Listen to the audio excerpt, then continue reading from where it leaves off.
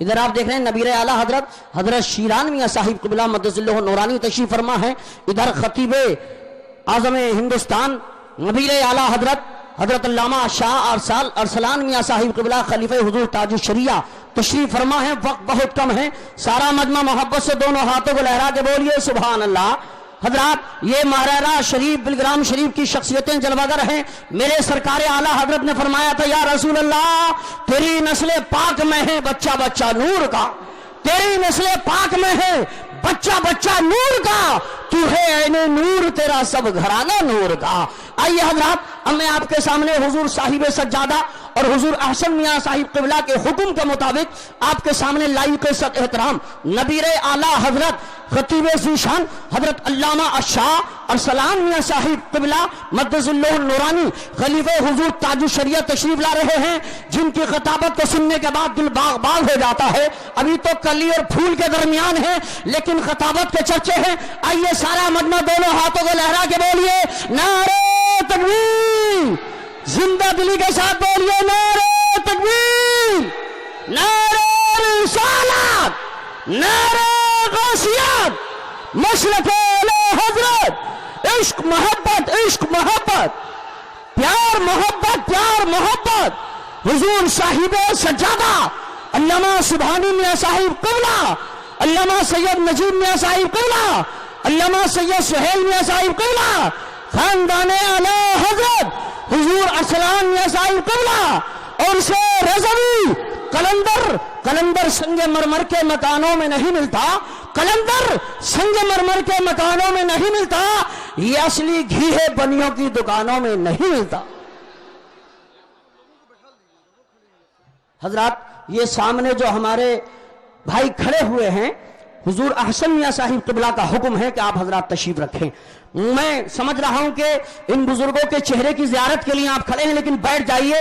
ادب کوئی چیز ہوتی ہے، جتنے لوگ کھڑے ہیں میں دیکھنا چاہتا ہوں اگر سرکار اعلیٰ حضرت سے محبت ہے تو اب ایک بھی نوجوان کھڑا نہیں رہے گا. میں آقا کی محبت کا واسطہ دیتا ہوں تشریف رکھیے. بیٹھنے کے بعد یہ ثابت کر دیجئے کہ یہاں تو بیٹھ کر چاہے پریشانی ہو کچھ بھی ہو لیکن الحمدللہ خانقاہ اعلیٰ حضرت سے جو حکم ملتا ہے ہم اس حکم کو پورا کرنے کے لیے ہر وقت تیار رہتے ہیں.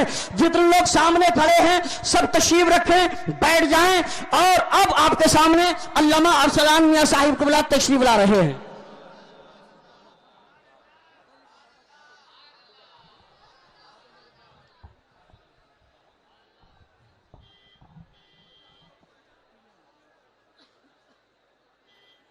جلوہ بار جملہ حاضرین عرس رضوی السلام علیکم ورحمۃ اللہ وبرکاتہ. الحمدللہ رب العالمین والعاقبۃ للمتقین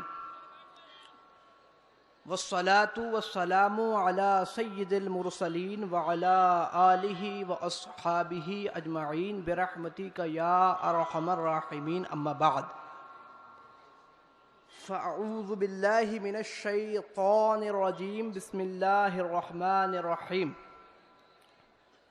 ان اللہ وملائکتہ یصلون علی النبی یا ایہا الذین آمنوا صلوا علیہ وسلموا تسلیما. اللہم صلی علی سیدنا محمد بارک وسلم. صلاۃ و سلام علیک یا رسول اللہ صلی اللہ تعالی علیہ وسلم. کوئی صاحب ویڈیو نہ بنائیں، موبائل اندر رکھیں، صرف آواز ریکارڈ کریں، ویڈیو نہ بنائیں. حاضرین محترم، کسی تفصیلی خطاب کے لیے میں حاضر نہیں آیا ہوں اور کسی خاص موضوع پر اور کسی خاص عنوان کے تحت گفتگو کرنے کا نہ یہاں موقع ہے اور نہ وقت.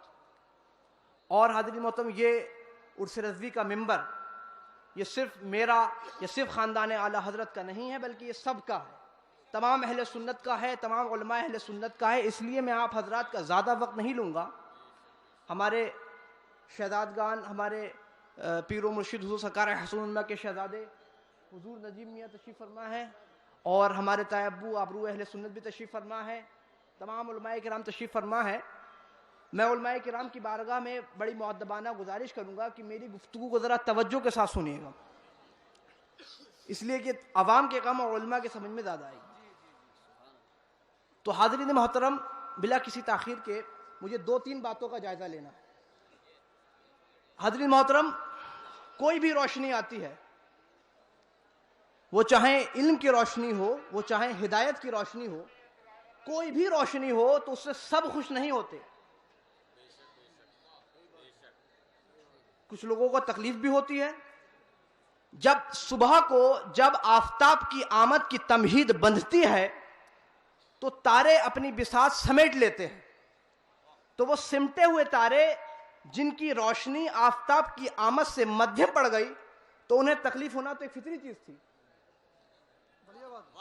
بالکل اسی طرح حاضرین محترم، جب اعلی حضرت امام احمد رضا خان افق تجدید پر آفتاب تجدید بن کر کے چمکے تو نہ جانے کتنے ستاروں کی روشنی اس آفتاب کی آمد سے مدھیم پڑ گئی. بے شک بے شک. تو حاضرین محترم، جب اعلی حضرت امام احمد رضا اس دنیا میں آفتاب علم و ہدایت بن کر کے تشریف لائے تو کچھ اپنوں کو تکلیف ہوئی اور کچھ غیروں کو تکلیف ہوئی. غیروں کو تکلیف ہونا تو ایک فطری چیز تھی جو آج تک کلک رضا کی وار سے کرا رہے ہیں، اور کچھ اپنوں کو تکلیف ہوئی اس لیے کہ امام احمد رضا نے بریلی کے منبر پر کھڑے ہو کر کے اعلان کر دیا کہ بند کرو خانقاہوں سے یہ بدتمیزیاں، بند کرو غیر محرم عورتوں سے پیر دبوانا، بند کرو خانقاہوں پر مزامیر کے ساتھ یہ قوالیاں، بند کرو دیوبندیوں وہابیوں اور بد مذہبوں کے ساتھ میل جھول. تو ظاہر سی بات ہے کہ جو نام نہاد سجادگان ان افعال کا ارتکاب کرتے ہیں تو انہیں تکلیف ہونا تو ایک فطری چیز تھی کہ امام احمد رضا کی آمد سے ان کی دکانیں بند ہو گئیں. حاضرین محترم، یہی وجہ ہے کہ آج اعلیٰ حضرت فاضل بریلوی پر اغیار سے زیادہ کچھ اپنے کہلائے جانے والوں نے اعلیٰ حضرت فاضل بریلوی پر اعتراضات کی بوچھار کر دی. کبھی اعلیٰ حضرت پر اعتراض، کبھی نام اعلیٰ حضرت پر اعتراض، کبھی تحقیقات اعلیٰ حضرت پر اعتراض، کبھی مسلک اعلیٰ حضرت کی اصطلاح پر اعتراض، کبھی بریلی کی مرکزیت پر اعتراض. الغرض طرح طرح کے اعتراضات کیے جانے لگے. میں توجہ چاہتا ہوں تمام علماء کی. حاضرین محترم، انہی اعتراضات میں ایک اعتراض یہ بھی کیا جانے لگا کہ بھائی سب حضرت تو یہ اعلیٰ حضرت کیوں؟ سب حضرت تو یہ اعلیٰ حضرت کیوں؟ تو حاضرین محترم، مجھے یہ ایک ایسا جاہلانہ اعتراض ہے جس کی طرف مجھے نہیں جانا. مجھے کچھ دوسری بات عرض کرنی ہے. جب ہمارے علماء نے اس بات کا جواب دیا اور ان حاسدین کو بننا پڑی تو انہوں نے کیا کیا؟ ہر کسی کو اعلیٰ حضرت کہنا شروع کر دیا. بولے یہ اعلیٰ حضرت ہیں، وہ اعلیٰ حضرت ہیں، فلاں اعلیٰ حضرت ہیں، زید اعلیٰ حضرت ہیں، بکر اعلیٰ حضرت ہیں، عمر اعلیٰ حضرت ہیں. یعنی ہر کسی کو اعلیٰ حضرت کہنا شروع کر دیا. اب میں تھوڑی دیر کے لیے اپنی عوام سے معذرت چاہتا ہوں، علماء کرام کی جانب متوجہ ہوتا ہوں. یہ علماء کرام کا ایک کثیر مجمع یہاں موجود ہے. ہمارے علماء یہ بات جانتے ہیں کہ مافی ضمیر کی ادائیگی کے لیے الفاظ کا سہارا لیا جاتا ہے، اور الفاظ کسی نہ کسی حیثیت سے اپنے معنی پر دلالت کرتے ہیں، اور دلالتوں میں سب سے زیادہ اعتبار دلالت وضعیہ لفظیہ کا ہوتا ہے کثرت استعمال کی وجہ سے. اور اس کی 3 قسمیں ہیں: دلالت مطابقی، دلالت تضمنی اور دلالت التزامی. مجھے یہ جو تیسری دلالت ہے دلالت التزامی، اس کے تعلق سے مجھے کچھ عرض کرنا ہے.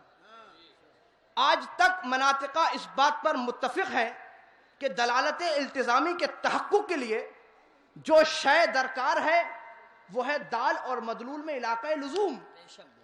جو لازم درکار ہے اسے واضح ہونا چاہیے، بین ہونا چاہیے، جس کی تشریح مناطقہ نے یوں کی ہے کہ لفظ بولتے ہی جدھر ذہن منتقل ہو جائے. جب کہا حاتم تو ذہن سخاوت کی طرف چلا گیا. اسی طرح حاضرین محترم، جب کہا خیر الرسل تو ذہن رحمت عالم کی طرف چلا گیا.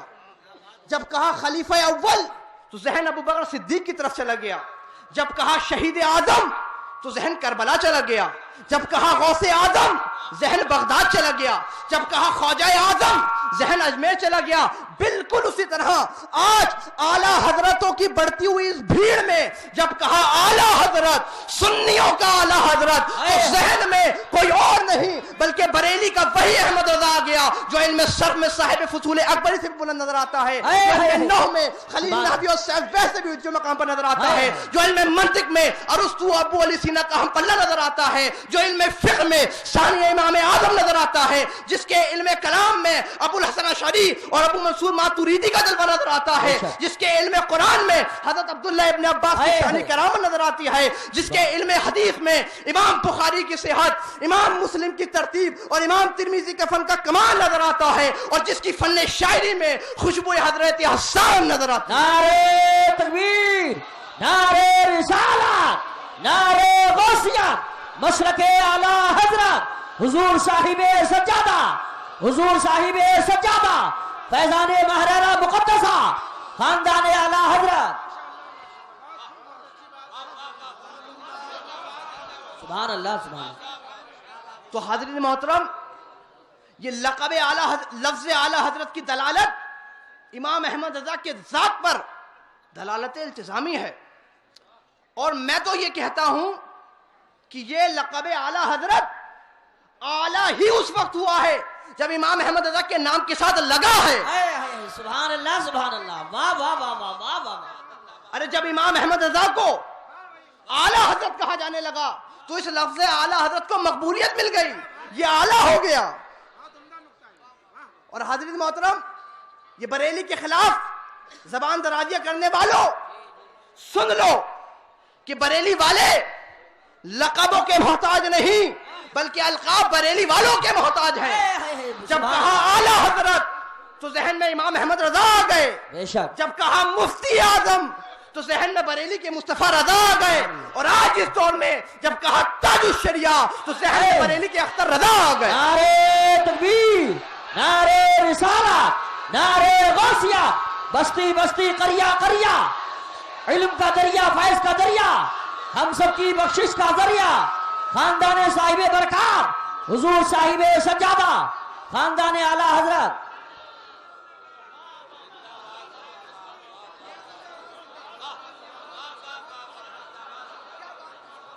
حاضرین محترم، یہ ایک بات ہو گئی، اور ایک بات اور مجھے جو عرض کرنی تھی وہ یہ کہ آج سارے ہندوستان میں یہ پروپیگنڈا کیا جا رہا ہے، ہمارے حضور نجیب ملت تشریف فرما ہے کہ بریلی اور ماہرارہ میں دوری ہو گئی۔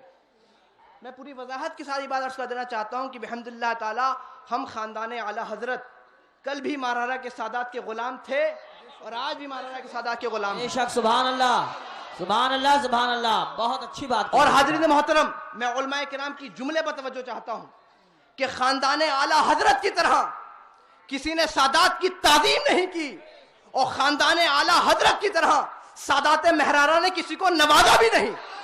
بے شک، بے شک، بے شک، حق ہے، سبحان اللہ، سبحان۔ اور حاضرین محترم، سادات کی غلامی ہی کا نتیجہ ہے کہ ہمارے آقا اتنا نوازا کہ کسی کو اپنے وقت کا محدث بنا دیا، کسی کو اپنے وقت کا مفسر اعظم بنا دیا، کسی کو مفکر اعظم ریحان ملت بنا دیا، کسی کو حجت الاسلام بنا دیا، کسی کو مجدد اعظم بنا دیا، کسی کو مفتی اعظم بنا دیا، اور کسی کو آج سارے سنیوں کا تاج الشریعہ بنا دیا۔ سبحان اللہ، سبحان اللہ، ماشاء اللہ، اللہ یا رسول اللہ، زندہ باد،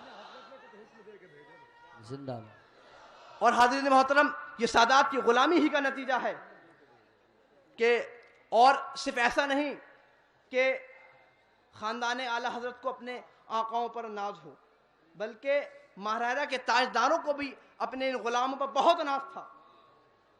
یہی وجہ ہے حاضرین محترم، حضور اشرف میاں مہراروی، میرے پیر و مشہور سرکار احسن الامت کے شہزادے گرامی، انہوں نے حال ہی میں اپنے ایک مضمون میں لکھا کہ میرے والد ماجد حضور سرکار احسن الامت سے کسی نے پوچھا تھا کہ حضرت آپ کے خانقاہ کے بزرگوں کی کوئی کرامت بھی ہے؟ آپ کے خانقاہ برکاتیہ کی کوئی کرامت بھی ہے؟ تو حضور سرکار احسن الامت نے فرما دیا تھا کہ ارے میرے خانقاہ کے بزرگوں کی کرامت پوچھتے ہو تو میرے خانقاہ کی دو کرامتیں ہیں. ایک کرامت کا نام ہے اعلیٰ حضرت, دوسری کرامت کا نام ہے مفتی اعظم ہند. حضور اشرف میں فرماتے ہیں کہ اگر آج کوئی مجھ سے پوچھے گا کہ اشرف میاں تمہارے خانقاہ کی کیا کرامت ہے, میں کہہ دوں گا کہ ارے میرے خانقاہ کی آج اس دور میں 3 کرامتیں ہیں. ایک کرامت کا نام ہے اعلیٰ حضرت, ایک کرامت کا نام ہے مفتی اعظم ہند, اور ایک کرامت کا نام ہے تاج الشریعہ. سبحان اللہ, سبحان اللہ, ماشاء اللہ, واہ واہ.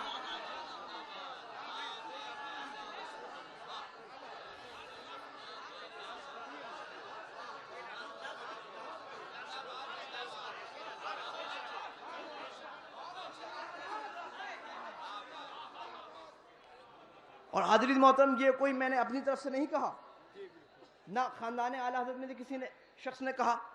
کس نے کہا؟ ماراہرا کے تاجداروں نے کہا. اب جس کو جھگڑا کرنا ہو انہی سے کرے, ہم سے نہ کرے. کیا بات ہے, واہ واہ. تو حاضرین محترم, خانقاہ ہائے ہائے ہائے, سبحان اللہ. تو حاضرین محترم, خانقاہ برکاتیہ کی تیسری کرامت کا نام ہے تاج الشریعہ. اور ہم دعا کریں گے مولا خانقاہ برکاتیہ کی اس تیسری کرامت کو سلامت رکھ, اور ہمارے تائے ابو کو سلامت رکھ, تاکہ غوث کی غوثیت ان کے اندر ہم بھی دیکھ لیں, خواجہ کی خواجگی ان کے اندر ہم بھی دیکھ لیں, شاہ برکت اللہ کی برکت ان کے اندر ہم بھی دیکھ لیں, مجدد اعظم کا علم و فضل ہم بھی دیکھ لیں, حجت الاسلام کا حسن و جمال ہم بھی دیکھ لیں, مفتی اعظم کا تقوی ہم بھی دیکھ لیں. ارے اٹھو, اس عزم کے ساتھ اٹھو کہ مولا خانقاہ برکاتیہ کی یہ تیسری کرامت سلامت رہے, تاکہ ہر سنی جھوم کے یہ کہہ سکے کہ یا خدا چرخ اسلام پر تابد میرا تاج شریعت سلامت رہے, اور شاہ برکت کی برکت حق رضا, یا خدا یہ کرامت سلامت رہے. سبحان اللہ, سبحان اللہ, ماشاء اللہ.